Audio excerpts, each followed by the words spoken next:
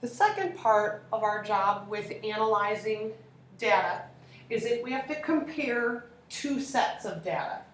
So now when I first start off with the mean here, my first hour, if you can go ahead and check your math, if you add up all of these values here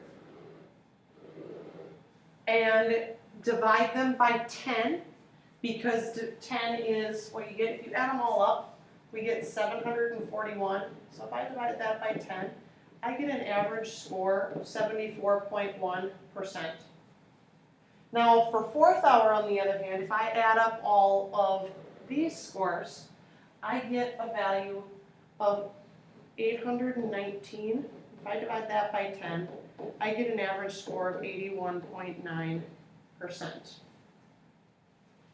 Now when I look at the median, if I put these values in order, and what I get in the habit of doing is, just for time's sake, I'm going to go ahead and cross them out. I see, well, I've got a 42, and I've got a 97, and then I've got a 59 and an 87, and then I've got, oops, sorry, I forgot a 48 in there too, so 59 then, and another 87, and then I see a 71 and a 78. So now I've got this 78 and this 74. And so when I find the middle of those two, I have a median score of 76%. Now when I look at the other data set, I've got a low score of 53 and a high of 99. And then I've got a low score of 67 and a 96. And then I've got a 78 and a 95. And then I've got an 78, I'll undo that one, hold on. Sorry, a 78 and an 88. So I have 81 and 84. And when I add those two up and divide by 2, I get 82.5%.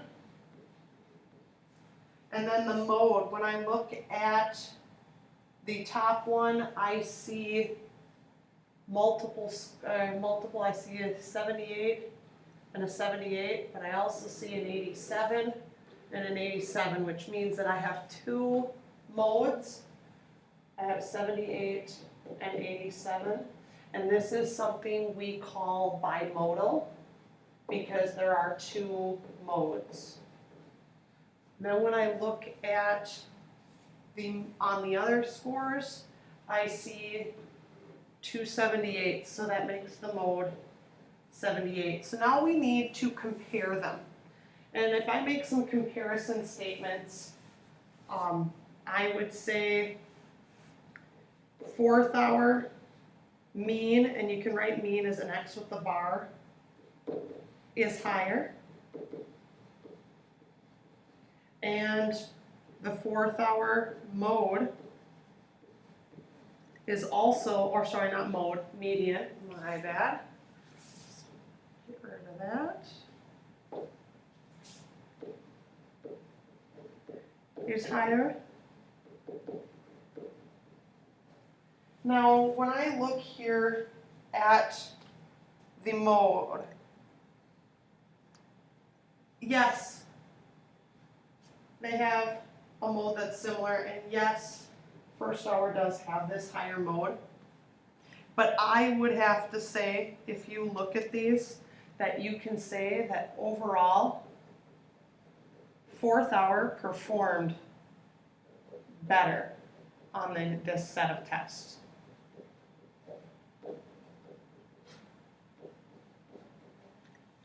Now if we look at the range for these 2 hours, I see that the high score in the first one was a 97, but the low was a 42. So when I take 97 minus 42, I get a range of 55, which is huge. And when I take here, I look and we've got a 99 and a 53. So 99 minus 53 gives you a spread of 46. So that's still kind of a wide spread.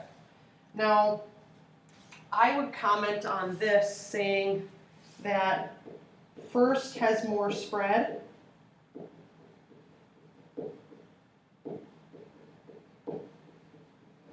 However, I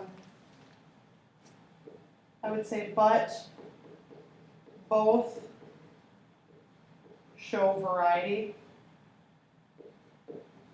or variation in scores.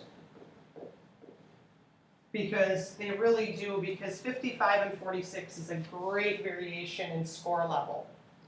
Now, does either have an outlier?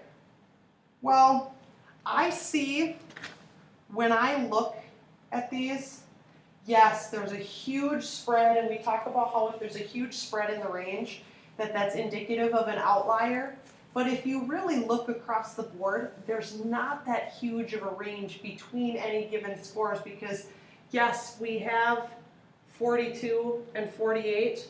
42 and 48 are close to each other. And yes, we have a 97, but we also have an 87, which isn't all that far off. So I would have to say that for first hour, that there is none because there's 2 low scores and 2 high scores.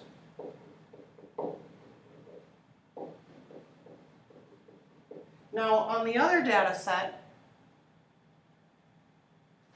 53 is quite a bit lower than all of the other ones.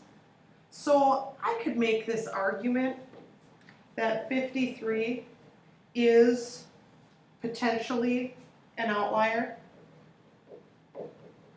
However, I would say otherwise, data is similar.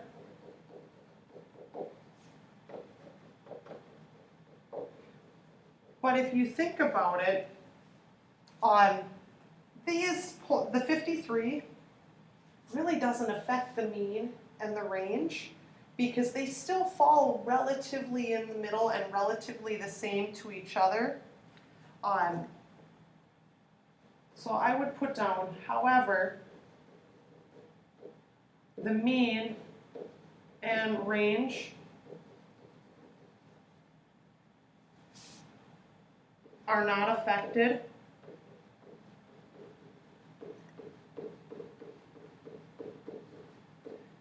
So 53 is not a true outlier. And there is a formula to calculating the outliers.